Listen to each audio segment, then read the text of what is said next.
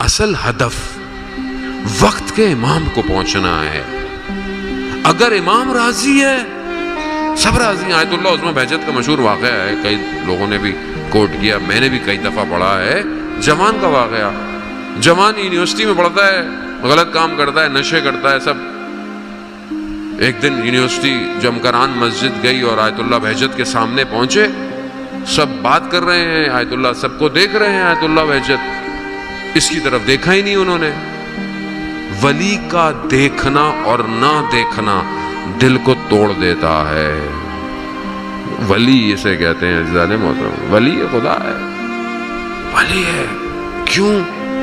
حسین کی عطا تھی آیت اللہ بہجت کے اوپر. امام حسین نے آیت اللہ عظمیٰ بہجت کو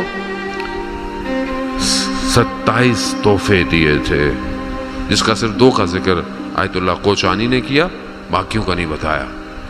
ایک نگاہ نہیں اٹھائی جوان کے اوپر. جوان پریشان, سب کو دیکھ رہے ہیں, مجھے کیوں نہیں دیکھ رہے؟ اندر سے ضمیر نے آواز اٹھائی, کیوں تمہیں دیکھیں؟ تمہارا کون سا ایسا عمل ہے جو وہ تمہیں دیکھیں؟ نشے تم کرتے ہو, غلط کام تم کرتے ہو, یہ تم کرتے ہو. واپس گیا, سب توڑ دیا, سب چھوڑ دیا, توبہ کر لی. پھر اگلے ہفتے پھر آیت اللہ بہجت کے سامنے, سر اب خود نہیں دیکھ رہا, اب سر جھکا کے کھڑا ہے. اب برابر والے نے اشارہ کیا, دیکھو آغا کچھ کہنا چاہ رہے ہیں تم سے. کیا کہا؟